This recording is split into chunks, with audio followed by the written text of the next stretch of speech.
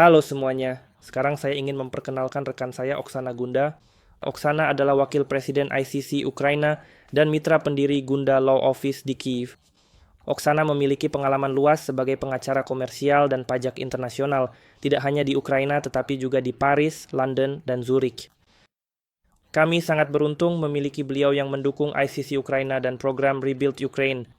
Oksana akan mempresentasikan 3 video berikutnya, pertimbangan hukum perbankan dan pajak di Ukraina, digitalisasi dokumentasi perdagangan Ukraina, tarif Ukraina dan pajak pertambahan nilai. Namun, jika Anda terlibat dalam perdagangan dengan Ukraina, topik-topik yang akan dibahas Oksana dalam 3 presentasi ini pasti akan relevan bagi Anda. Bukan hanya itu saja, setelah Anda menonton presentasi Oksana, saya yakin Anda akan merasa nyaman bahwa lingkungan bisnis di Ukraina transparan dan ramah terhadap peserta asing. Baiklah, saya tidak akan berkata lebih banyak selain menyerahkan kepada Oksana dan mengingatkan bahwa jika Anda membutuhkan layanan hukumnya, detail kontaknya tercantum di deskripsi di bawah ini. Anda tidak bisa mempercayakan pada tangan lebih baik. Terima kasih Alexi atas pengantarnya. Halo semuanya dan selamat datang di video ini, pertimbangan hukum, perbankan, dan pajak Ukraina dalam konteks perusahaan asing yang berdagang dengan Ukraina atau berpartisipasi dalam proyek sektor publik Rebuild Ukraine. Seperti yang dijelaskan Alexi, ICC telah meminta saya untuk membuat presentasi yang memaparkan prinsip-prinsip utama hukum Ukraina sebagaimana diterapkan pada kontrak komersial dan investasi asing di masa mendatang. Tentu saja, dalam presentasi video singkat ini, saya tidak dapat berharap untuk membahas semua detail hukum yang relevan yang mungkin muncul. Namun, saya akan mencoba menjelaskan konsep dan isu utama yang akan Anda hadapi saat beroperasi di Ukraina, terutama ketika Anda berpartisipasi dalam program Rebuild Ukraine dalam konteks terluasnya. Mari kita lihat daftar topik yang telah saya siapkan untuk Anda. Seperti yang Anda lihat, ada banyak poin yang harus dibahas dalam waktu singkat yang tersedia. Saya telah berusaha membuat daftar ini selengkap mungkin. Jadi, ini mencakup dasar-dasar sistem hukum Ukraina. Konsep hukum fundamental apa yang menjadi landasan hukum Ukraina, hukum kontrak Ukraina, dan digitalisasi dokumen perdagangan. Pelindungan hukum untuk kontrak komersial. Bagaimana kontrak komersial dapat ditegakkan? Perlindungan hukum apa yang ada untuk investasi asing? Perlindungan apa yang tersedia untuk hak kekayaan intelektual? Bagaimana sengketa komersial diselesaikan? Bagaimana orang asing dapat mendirikan bisnis di Ukraina? Bagaimana cara membuka rekening bank? Kontrol mata uang apa saja yang ada? Pajak utama apa saja yang berlaku untuk kegiatan bisnis dengan penekanan khusus pada manfaat pajak yang tersedia untuk kawasan industri? Terakhir, beberapa kesimpulan. Di akhir presentasi ini dan 2 presentasi berikutnya, Anda seharusnya merasa bahwa sistem hukum bersifat ramah bisnis terhadap partisipasi asing dalam perekonomian. Namun seperti lingkungan bisnis pada umumnya, saya menyarankan Anda untuk meminta nasihat profesional agar terhindar dari kejutan yang tidak menyenangkan. Jika Anda membutuhkan nasihat seperti itu, silakan lihat detail kontak saya di akhir presentasi dan di deskripsi di bawah ini. Baik, mari kita mulai. Dasar dari sistem hukum Ukraina. Saya pikir titik awal yang baik adalah menjelaskan fondasi dari sistem hukum modern Ukraina. Hingga tahun 1991, sistem hukum Ukraina merupakan bagian dari sistem hukum Soviet, yaitu model sosialis. Setelah Ukraina merdeka, sistem hukumnya beralih ke hukum kontinental, termasuk unsur-unsur yang diperlukan untuk ekonomi pasar dan prinsip-prinsip demokrasi. Sistem hukum Ukraina sekarang didasarkan pada prinsip-prinsip hukum kontinental Romawi Jerman. Prinsip fundamental dari sistem hukum Ukraina adalah supremasi hukum. Artinya, hukum berada di atas segala tindakan otoritas publik atau pejabat. Perjanjian internasional yang telah diratifikasi, misalnya Konvensi Eropa tentang Hak Asasi Manusia, memiliki kedudukan lebih tinggi daripada undang-undang nasional, tetapi tetap berada di bawah konstitusi. Kekuasaan kehakiman merupakan elemen independen utama dalam sistem hukum yang menjamin perlindungan hak-hak dan supremasi hukum. Sistem hukum masih terus berkembang, terutama terkait dengan integrasi Eropa, harmonisasi perundang-undangan dengan norma-norma Uni Eropa, dan digitalisasi.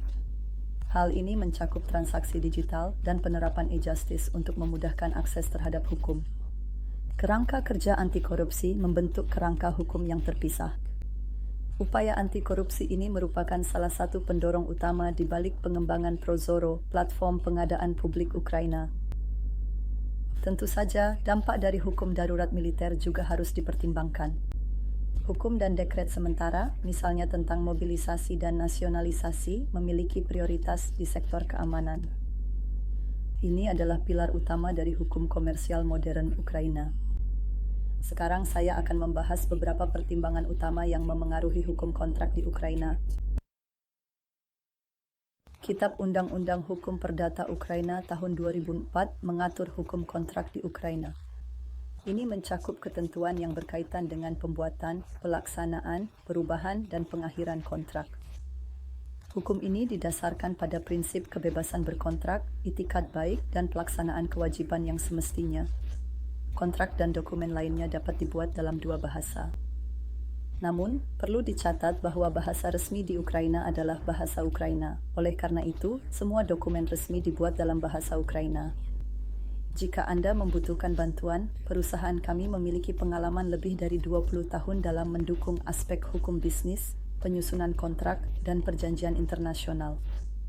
Untuk kenyamanan dan pemahaman penuh atas aktivitas perusahaan asing di Ukraina, kami menerjemahkan semua dokumen dan mengesahkan terjemahannya. Jika hukum mengharuskan adanya apostille, kami mengurus apostille untuk dokumen klien kami dari Kementerian Kehakiman Ukraina. Penting untuk dicatat bahwa kontrak di Ukraina disusun sesuai dengan hukum Ukraina. Oleh karena itu, sangat penting untuk memiliki penasihat hukum profesional dari Ukraina sebelum menandatangani perjanjian atau dokumen hukum lainnya. Setelah Anda memiliki kontrak, Anda harus mengetahui bagaimana kontrak itu dapat ditegakkan. Pada slide berikutnya, saya mencantumkan perlindungan utama yang Anda miliki berdasarkan hukum kontrak Ukraina. Meskipun saya akan membahas digitalisasi dokumentasi perdagangan Ukraina secara lebih rinci di video berikutnya, saya rasa penting untuk menyebutkan di sini bahwa tanda tangan digital dan faktur elektronik merupakan fitur utama dalam manajemen dokumen di Ukraina. Bahkan, dalam banyak kasus hal ini bersifat wajib. Selain itu, proses digitalisasi tidak berhenti hanya pada tanda tangan digital dan faktur elektronik. Semua ini merupakan bagian dari digitalisasi ekonomi dan manajemen dokumen yang lebih luas, yang sedang aktif didorong di Ukraina, terutama selama masa darurat militer. Untuk detail lebih lanjut, silakan lihat video saya berikutnya, digitalisasi dokumentasi perdagangan Ukraina. Baik, kita lanjut ke topik berikutnya. Salah satu kekhawatiran yang sering disampaikan kepada saya oleh perusahaan asing berkaitan dengan ketentuan hukum yang ada untuk melindungi hak kontraktual mereka. Saya akan membahas perlindungan utama yang ada pada slide berikutnya. Seperti yang Anda lihat, ada beberapa mekanisme yang dapat Anda gunakan untuk menegakkan kontrak Anda dan memastikan pelaksanaan kontrak tersebut. Semua pihak dalam kontrak memiliki hak untuk menegakkan kontrak dengan akses ke perlindungan hukum melalui pengadilan, penyelesaian pra-peradilan, perlindungan notaris, dan pada akhirnya arbitrase internasional. Mekanisme untuk memastikan pelaksanaan kontrak bersifat finansial berupa denda atau pembayaran kompensasi, penyediaan jaminan, serta garansi baik dari bank maupun entitas hukum lainnya. Namun, yang mungkin sangat relevan saat ini adalah bahwa konsep force majeure diakui dalam hukum Ukraina. Oleh karena itu, jika tidak memungkinkan untuk memenuhi kewajiban kontraktual karena tindakan perang, maka tidak akan mungkin untuk menegakkan denda atau menuntut pelaksanaan segera. Perlu juga dikatakan bahwa Ukraina sangat berkeinginan untuk mendorong investasi masuk. Oleh karena itu, Ukraina telah membuat sejumlah peraturan perlindungan bagi investor asing. Kita akan melihat sekilas perlindungan-perlindungan ini pada slide berikutnya. Perlindungan hukum terhadap investasi asing di Ukraina menggabungkan jaminan nasional dengan mekanisme internasional. Jaminan khusus yang bertujuan menciptakan iklim investasi yang kondusif telah disahkan melalui undang-undang. Mulai tahun 2025, dalam konteks hukum militer dan rekonstruksi pasca perang, mekanisme berikut menjadi sangat penting: jaminan negara, jaminan terhadap nasionalisasi, kompensasi atas kerugian, perlindungan hukum, jaminan stabilisasi, asuransi, dan perlindungan internasional. Selanjutnya, salah satu isu yang sering diajukan kepada kami oleh klien asing adalah mengenai hak kekayaan intelektual di Ukraina. Saya akan menjelaskan situasi terkait hal-hal ini pada slide berikutnya. Perlindungan hak kekayaan intelektual di Ukraina diatur oleh Undang-Undang Nasional terbaru dan perjanjian internasional. Hak cipta, paten, dan merek dagang harus didaftarkan secara lokal. Tautan ke Kantor Kekayaan Intelektual Ukraina tercantum di deskripsi di bawah ini. Perlindungan administratif dan yudisial secara penuh tersedia. Terdapat juga mekanisme untuk penyelesaian pra-persidangan. Terakhir, jika terdapat pertanggungjawaban pidana, pihak yang melanggar dapat terancam denda atau bahkan hukuman penjara. Aturan dan regulasi umum yang mengatur hak kekayaan intelektual di sini sama seperti yang dapat diharapkan di sebagian besar negara barat. Untuk itu, Ukraina telah meratifikasi perjanjian dan konvensi internasional berikut: Konvensi Bern, Konvensi Paris, Perjanjian TRIPS, dan Perjanjian Asosiasi dengan Uni Eropa sebagai bagian dari proses harmonisasi hukum komersial Ukraina dengan hukum Uni Eropa. Oleh karena itu, Anda dapat mengharapkan perlindungan penuh asalkan Anda memiliki dokumen yang diperlukan. Jika Anda membutuhkan bantuan, Anda tahu di mana bisa menemukan saya. Jika Anda kurang beruntung mengalami sengketa kontrak yang serius, ada prosedur yang jelas untuk diikuti, seperti yang akan saya jelaskan pada slide berikutnya. Penyelesaian sengketa di pengadilan Ukraina cukup sederhana dengan prosedur yang jelas. Prosedur yang harus diikuti akan bergantung pada jenis sengketa, apakah itu perdata, komersial, administratif, atau pidana. Namun, untuk semua jenis sengketa tersebut, elemen kunci dalam prosesnya adalah gugatan, pemeriksaan, dan eksekusi. Jika Anda tidak mendapatkan hasil yang Anda harapkan, selalu ada kemungkinan untuk mengajukan banding dan kasasi. Alternatif dari prosedur pengadilan adalah menempuh arbitrase independen, seperti yang ditawarkan oleh ICC. Opsi ini biasanya lebih cepat dan lebih murah dibandingkan prosedur formal. Namun, kecuali kedua belah pihak setuju, hal ini tidak dapat dipaksakan oleh satu pihak kepada pihak lain, kecuali sudah tercantum dalam kontrak yang relevan. Bagaimanapun juga, mari kita pikirkan hal-hal yang lebih positif. Anda melihat potensi untuk bisnis Anda di Ukraina dan Anda perlu mendirikan kantor lokal. Mari kita lihat apa saja opsi utama Anda di slide berikutnya. Anda mungkin sedang mempertimbangkan untuk membangun kehadiran di Ukraina.